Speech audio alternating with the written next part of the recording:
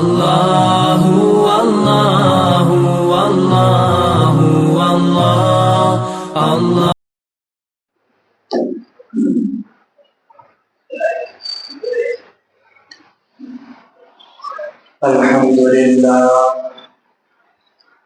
الحمد لله نحمده ونستعينه ونستغفره ونؤمن به ونتوكل عليه ونعوذ بالله من شرور أنفسنا ومن سيئات أعمالنا من يهده الله فلا مضل له ومن يضلله فلا هادي له ونشهد أن لا إله إلا الله وحده لا شريك له ونشهد أن محمدا عبده ورسوله قال الله تعالى في القرآن المجيد أعوذ بالله من الشيطان الرجيم بسم الله الرحمن الرحيم ألم تر كيف فعل ربك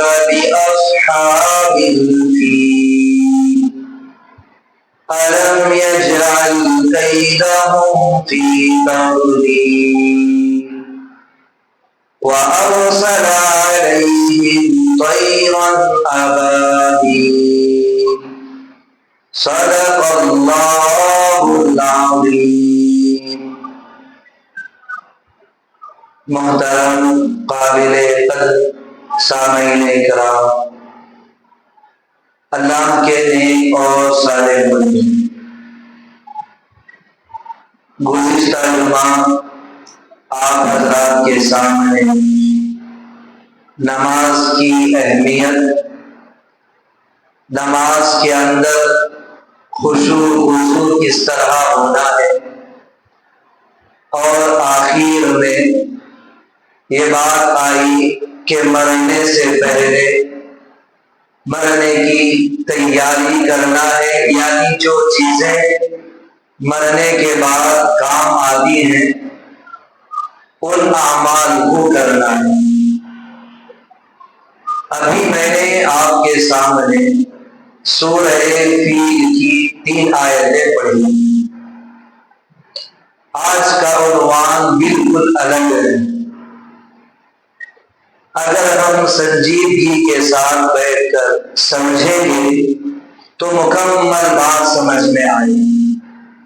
دعا کریں اللہ تعالیٰ صحیح بات کہنے اور ہم سب کو عمل کی توفیق عطا فرمائے۔ سب سے پہلی بات، میرے اور آپ کے آقا جناب محمد رسول اللہ صلی اللہ علیہ وسلم کی پیدائش کا تذکرہ جب بھی ہوتا ہے تو وہاں پر محدثین لکھتے ہیں کہ آپ کی پیدائش اصحاب فیل کا جو واقعہ ہوا تھا اس موقع پر ہوئی، یعنی ایام فیل میں آپ کی پیدائش ہوئی۔ یہ اصحاب فیل کا واقعہ کیا ہے، اسے ہم سب کو سمجھنے کی ضرورت ہے۔ آپ ذرا سمجھیں کہ اللہ کے نبی صلی اللہ علیہ وسلم کی پیدائش سے 50 دن یا 55 دن پہلے یہ واقعہ پیش آیا، اور یمن کے اندر سب سے پہلے شاہان ہیمیر کی حکومت تھی یمن کے اندر، اور وہاں کا جو سب سے آخری بادشاہ تھا وہ ذو نواس تھا۔ آپ ناموں کو یاد رکھیں، آخری بادشاہ ذو نواس، اور یہ نصرانی تھا۔ جب اس نے لوگوں پر ظلم کا معاملہ کیا، وہ اس طرح کیا کہ وہاں پر کچھ لوگ تھے عیسائی نصرانی، حضرت عیسیٰ علیہ السلام کو نبی مانتے، ایک اللہ کی عبادت کرتے۔ ذو نواز جو تھا یہ غیر ایمان والا تھا، اور جو نصرانی تھے یہ ایک اللہ کی عبادت کرنے والے تھے۔ اس نے ان لوگوں کے ساتھ ظلم کا معاملہ کیا جو ایک اللہ کی عبادت کر رہے تھے، اور آگے اس نے یہ کیا کہ اس نے ایک خندق کھدوائی اور اس کے اندر اس نے آگ کو جلایا۔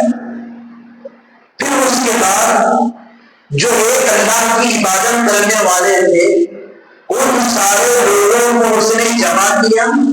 تقریباً کتابوں کے اندر یہ بات موجود ہے 20,000 مسلمانوں کو اس نے اس آگ میں ڈال کر جلا دیا۔ یہ اصحاب اخدود کا واقعہ ہے جس کا تذکرہ اللہ نے کلام مجید میں سورہ اخدود کے اندر فرمایا، قتل اصحاب الاخدود۔ سارا تذکرہ اللہ نے اپنے اخدود میں فرمایا، یعنی جو 20,000 لوگوں کو آگ میں اس نے جلایا، یہ اصحاب اخدود کا واقعہ، اس میں سے 2 آدمی بچ گئے اور وہ دوڑتے ہوئے ملک شام آئے۔ ملک شام آ کر وہاں کے بادشاہ کو انہوں نے یہ سارا واقعہ سنایا۔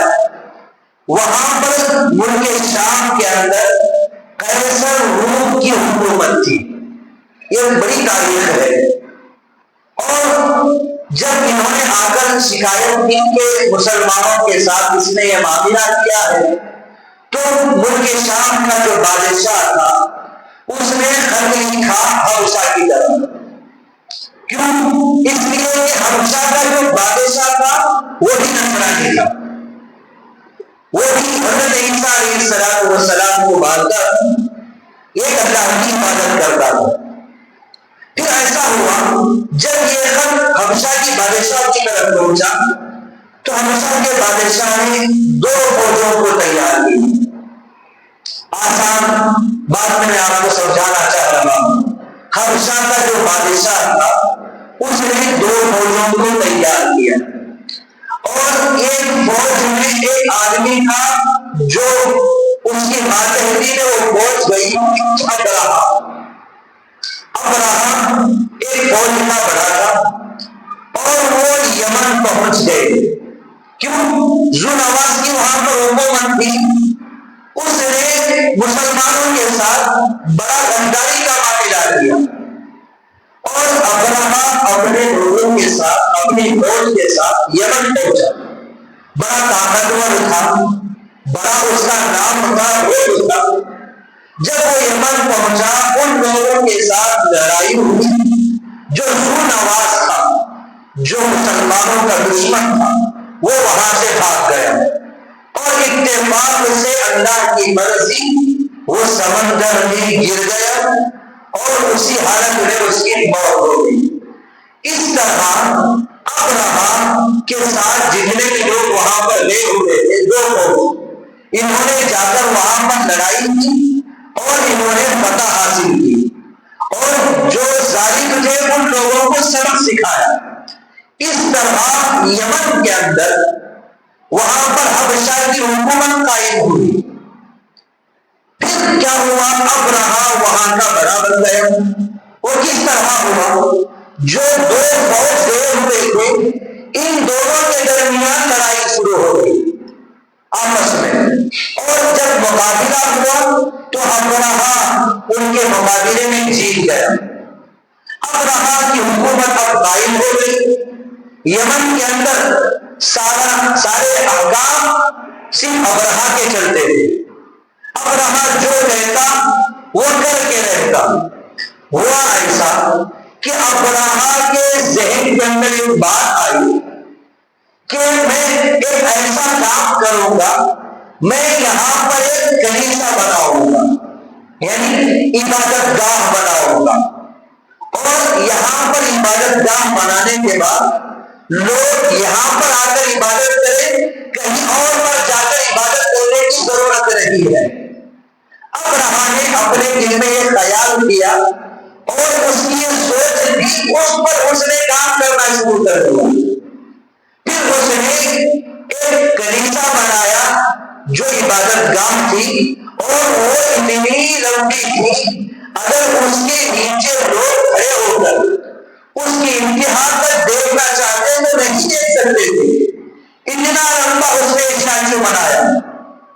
اور اسے سونے سے اس نے سجایا، چاندی سے اسے سجایا، جواہرات سے سجایا، اور لوگوں کے سامنے یہ اعلان کر دیا، کیوں یمن کے اندر اس کی حکومت تھی، لوگ اس سے ڈرنے والے تھے۔ لوگوں سے کہا اب آپ کو میں حکم دیتا ہوں، کعبۃ اللہ کو آج کے بعد کوئی نہیں جائے گا، حج کے لیے بھی نہیں جائے گا، عمرے کے لیے بھی نہیں جائے گا۔ اب جسے عبادت کرنی ہو وہ کنیسہ میں آئے، اور اس کا نام اس نے اللیث رکھا کہ یہاں پر آپ آ کر عبادت کریں۔ اور وہاں پر جو لوگ تھے اگرچہ کہ ان کا ایمان کمزور تھا، لیکن حضرت ابراہیم علیہ السلام سے انہیں محبت تھی، کعبۃ اللہ سے انہیں محبت تھی۔ ابرہہ کا جو یہ اعلان تھا انہیں بہت ناراض ہوا کہ یہ اعلان اس نے جو کیا ہے یہ تو بڑی غلط بات ہے، یہ ہمیں کعبۃ اللہ جانے سے روک رہا ہے، اللہ کے گھر کو جانے سے روک رہا ہے، کچھ بھی ہو جائے ہم ایسا نہیں کریں گے، ہم کعبۃ اللہ کو ضرور جائیں گے، ابرہہ کی بات ہم ہرگز نہیں مانیں گے۔ ہوا اس وقت ایسا کہ ابرہہ لوگوں پر ظلم کرتا رہا کہ تم یہاں پر آ کر عبادت کرو۔ اس میں سے ایک آدمی وہاں سے نکلا، جا کر اس نے جو کنیسہ بنایا ہوا تھا اس کے اندر جا کر اس نے پاخانہ کر دیا۔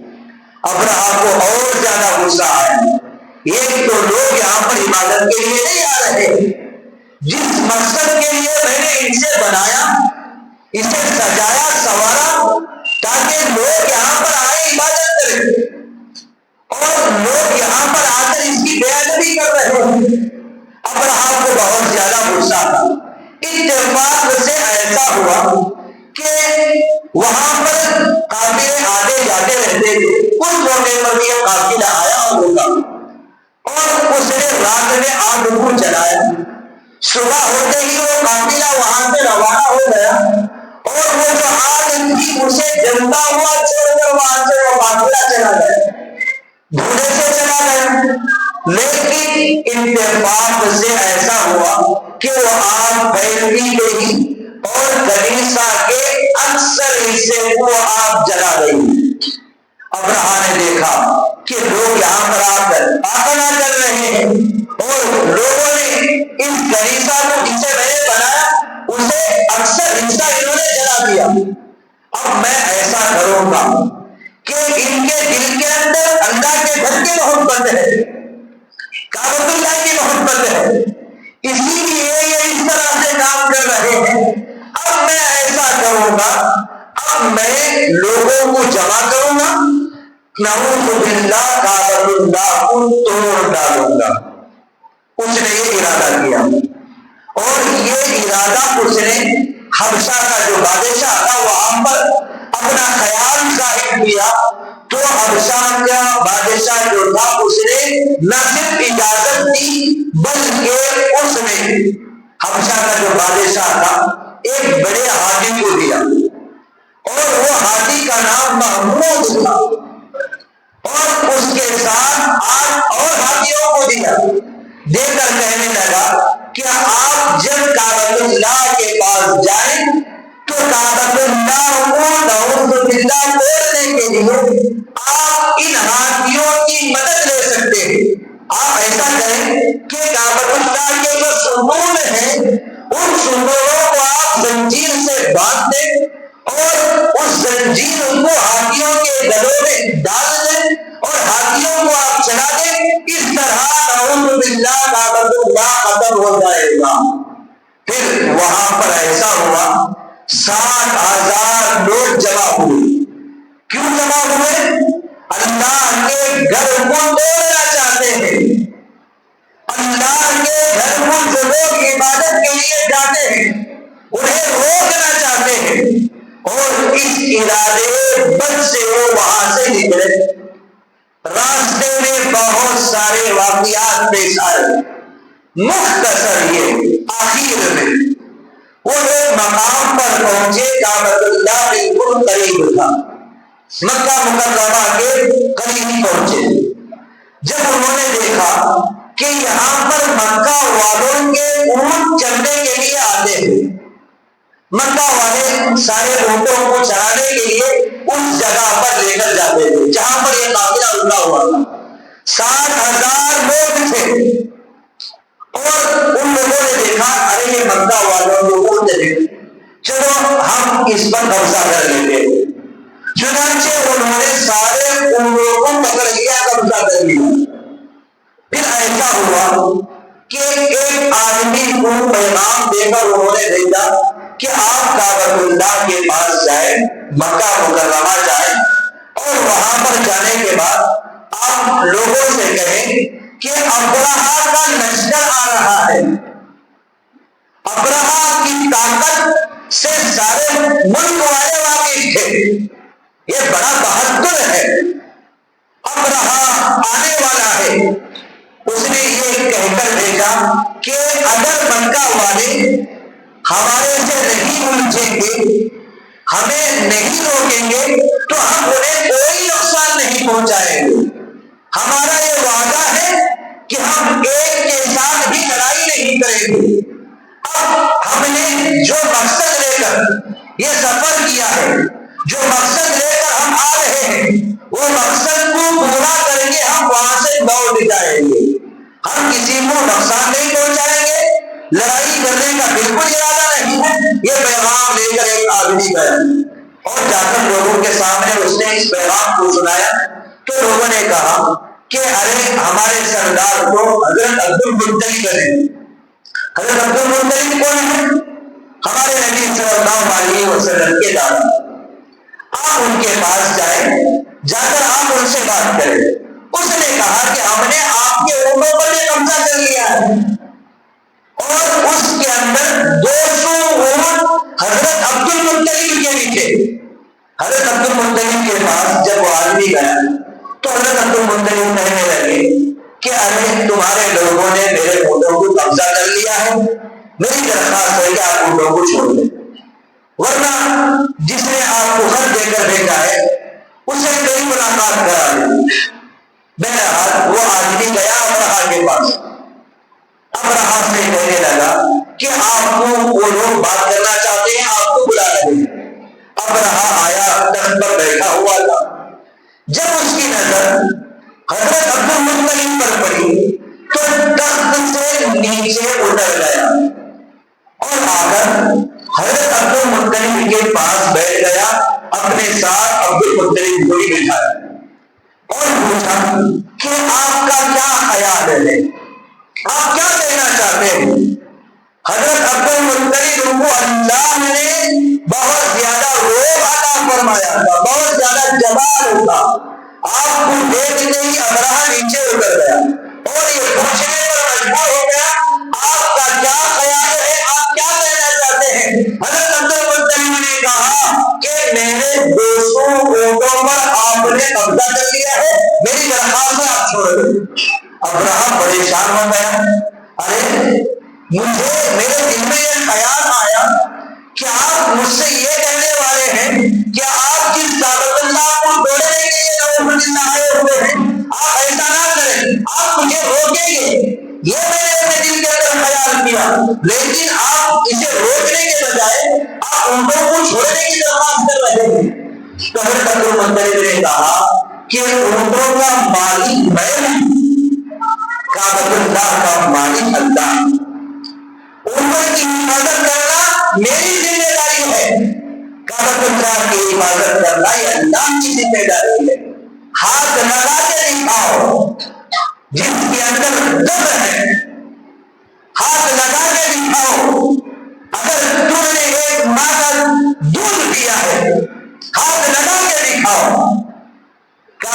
اللہ کے قریب پہنچانا چاہتے ہیں۔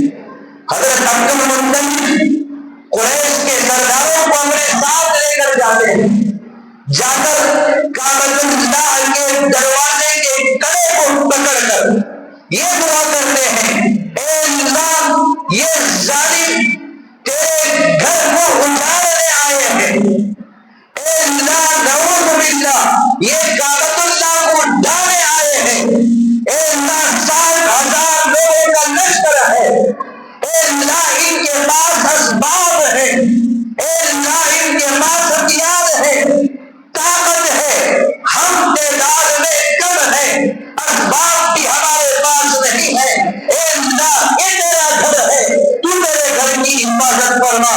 یہ دعا کر کے حضرت عبد المطلب وہاں پر یہ اعلان کرتے ہیں، اے مکہ والو جہاں پر آپ کو جگہ ملے وہاں پر آپ چلے جاؤ، اب پتہ نہیں اللہ کا عذاب ابراہیم پر کس طرح آئے گا۔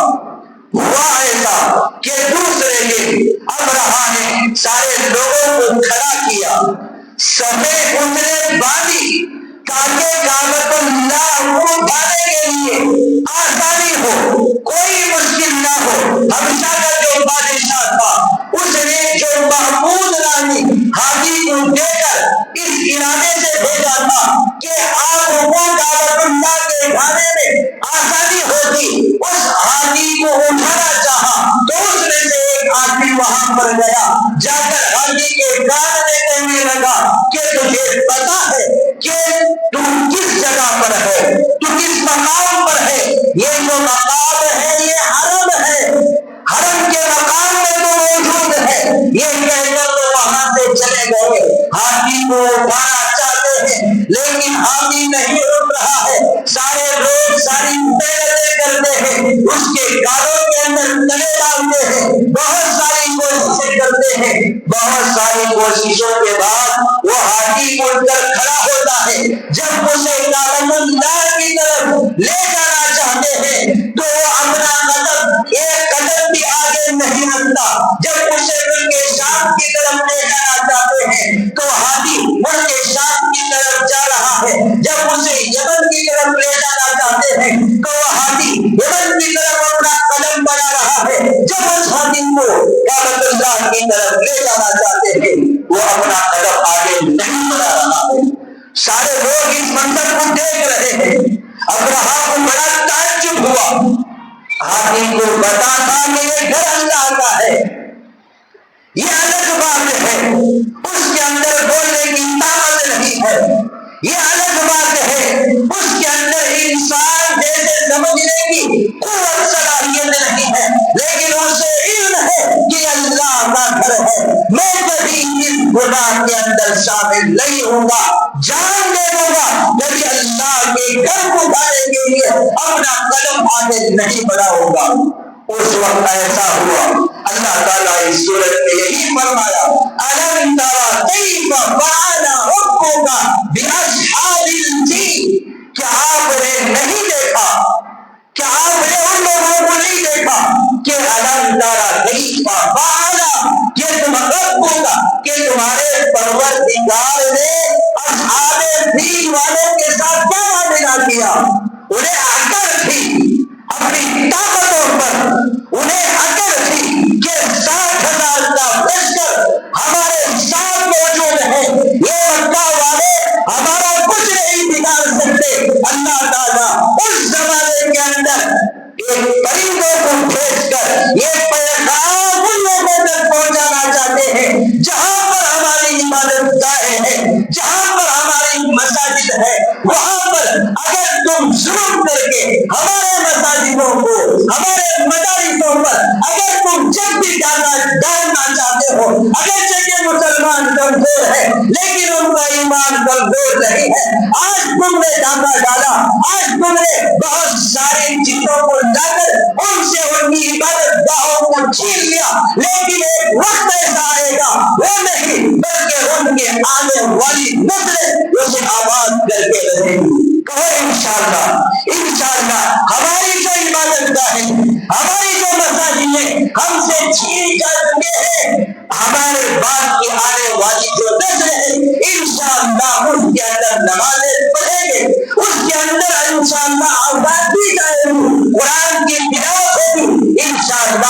ہمارا ایمان ہے۔ بہرحال ابرہہ کے ساتھ کیا معاملہ ہوا؟ اس وقت اللہ تبارک و تعالیٰ نے کچھ ایسے لوگوں کو بھیج کر ان لوگوں کو شکست نہیں دی کہ جو بہت زیادہ بہادر ہو۔ اللہ تبارک و تعالیٰ نے شیروں کو نہیں بھیجا، اللہ تعالیٰ نے گیدڑوں کو نہیں بھیجا، اللہ تبارک و تعالیٰ نے 60,000 لوگوں کے لشکر کے مقابلے کے لیے 1,00,000 لوگوں کے لشکر کو نہیں بھیجا، بلکہ اللہ تبارک و تعالیٰ قرآن میں فرماتے ہیں الم تر کیف فعل ربک باصحاب الفیل الم یجعل کیدہم فی تدبیر۔ اس کی ساری تدبیروں کو ہم نے ناکام کر دیا۔ وہ ہاتھیوں کو لے کر آئے تھے، ہتھیار کو لے کر آئے تھے، تلواروں اور نیزوں کو لے کر آئے تھے، اور ان کا ارادہ اور ان کی سوچ یہ تھی کہ انہیں کوئی نہیں روکے گا، لیکن اللہ تعالیٰ فرماتے ہیں الم یجعل کیدہم فی تدبیر وارسل علیہم طیرا ابابیل وارسل علیہم، ہم نے ان پر بھیج دیا طیرا، کہتے ہیں پرندوں کو، کوئی آدمی نہیں، طیرا ابابیل، جو پرندوں کے جھنڈ آتے ہوئے دکھائی دیے۔ یہ قرآن کے اندر اللہ تعالیٰ خود فرماتے ہیں اگر ہم مدد کرنا چاہیں جہاں پر ظلم ہو رہا ہے ہم دیکھتے نہیں بیٹھیں گے، جہاں پر ہمارے مساجدوں پر حملے ہو رہے ہیں ایسا آپ نہ سمجھیں کہ آپ کی طاقت بڑی ہے، آپ کا روز بڑا ہے، آج تمہارا وقت ہے، کل ہمارا دور آئے گا۔ بزرگان محترم اس وقت اللہ تبارک و تعالیٰ نے یہ پیغام پہنچایا دیکھو تمہاری طاقت کے لیے ایک کنکر ہی کافی ہے۔ اور جو وہاں پر پرندے آئے تھے ان پرندوں کی چونچ میں ایک کنکر تھا، کنکر، اور ان کے 2 پیروں میں ایک کنکر، 3 کنکر موجود ہے، اور فرماتے ہیں ان کی مقدار مزدور کی طرح جو آتی ہے اس کے برابر ہوئی، اور جو لشکر وہاں پر کھڑا ہوا تھا ان کی نظر جب اس پر پڑی تو دیکھتے رہ گئے، اور جب وہ بندے وہاں پر آئے اور انہوں نے ان کنکروں کو گرانا شروع کیا، اللہ کی طاقت، اللہ کی قوت اس وقت ایسا ہوئی کہ جب وہ کنکر اس لشکر والوں میں سے کسی آدمی پر پڑتا تو وہ جسم کو چیرتے ہوئے زمین کے اندر ڈوب جاتا۔ یہ دیوار کی جو طاقت ہوتی ہے اس سے کہیں زیادہ اس کے اندر اللہ تبارک و تعالیٰ نے طاقت رکھ دی، اور جس پر بھی وہ کنکر پڑتا اس کا جسم سڑنا شروع ہو جاتا۔ ابرہہ ان کے پاؤں وہاں سے بھاگنے لگا۔ ابرہہ نے دیکھا کہ یہ کیا ہو رہا ہے، اللہ کا عذاب اتر گیا ہے، ایک آدمی بھی بچ نہیں سکا۔ روایت میں بات موجود ہے وہاں پر جتنے آدمی کعبۃ اللہ کو اٹھانے کے لیے آئے تھے ایک آدمی بھی بچ نہ سکا۔ ابرہہ وہاں سے بھاگنے لگا۔ ابرہہ کیوں بھاگا؟ اس نے اس کام کی ایجاد کی تھی، اس کام کو اس نے شروع کیا تھا۔ ابرہہ کیوں بھاگ گیا؟ اللہ تعالیٰ یہ بتانا چاہتے تھے ان لوگوں کو بھی جو یمن کے اندر موجود تھے، جو حبشہ کے اندر موجود تھے، دیکھو ابرہہ جو تمہارا بڑا تھا، بادشاہ تھا، اس نے ایک لشکر کو لے کر گیا ہوا تھا، ایک غلط ارادے سے اللہ نے ان کے ساتھ کیا انجام دیا یہ صرف مکہ والے نہیں بلکہ یمن والے بھی دیکھ لیں، حبشہ والے بھی دیکھ لیں، وہ دوڑتا ہوا یمن جا رہا ہے، راستے میں اس کا جسم سڑنے لگا اور اس کے جسم میں پیپ پھیلنے لگا، جسم پھٹنے لگا، اور ابرہہ دوڑتا ہوا جاتا ہے، پیاس لگی ہوئی ہے، لوگ اس کے سامنے آنا نہیں چاہتے، اور دوڑتا ہوا یمن جاتا ہے، اس کا سینہ پھٹ جاتا ہے، سارا جسم پیپ سے بھر جاتا ہے، اور اس کے اندر جو 2 آدمی تھے جنہوں نے ہاتھی کو سنبھالا تھا، حضرت عائشہ صدیقہ رضی اللہ عنہا فرماتی ہے میں نے اپنے آنکھوں سے اپنی زندگی میں دیکھا کہ جو لوگ ہاتھی کو لے کر آئے تھے، ہاتھی کو سنبھال رہے تھے، ان دونوں آدمیوں کو میں نے دیکھا وہ اپاہج ہو چکے ہیں، وہ اندھے ہو چکے ہیں، میں نے انہیں مکہ مکرمہ میں اپنی آنکھوں سے بھی مانگتا ہوا دیکھا ہے۔ بزرگان محترم، یہ سارا واقعہ شروع سے لے کر آخر تک میں آپ حضرات کے سامنے کبھی واقعہ مختصر انداز میں نے آپ کے سامنے پیش کیا، شاید کہ آپ کو بات سمجھ میں آ چکی ہے کہ اگر اس وقت جہاں پر بھی ظلم ہو رہے ہیں ہم یہ نہ سمجھیں کہ اللہ ہمارے ساتھ نہیں ہے، بلکہ اللہ ہمارے ساتھ ہے۔ اللہ تعالیٰ سے ہمیشہ یہ دعا کرتے رہے، اے اللہ ایمان ہمارا مضبوط ہو، حالات کو لے کر ہم اپنے ایمان کو کمزور نہ کریں۔ اے اللہ کچھ بھی ہو جائے ہم ایمان کو نہیں چھوڑیں گے، اے اللہ کچھ بھی ہو جائے ہم تیرے مساجدوں میں عبادت کریں گے وقت پر۔ آج سب سے بڑی کمی ہمارے اندر یہ ہے، معذرت کے ساتھ میں آپ حضرات کے سامنے ایک بات عرض کرنا چاہتا ہوں۔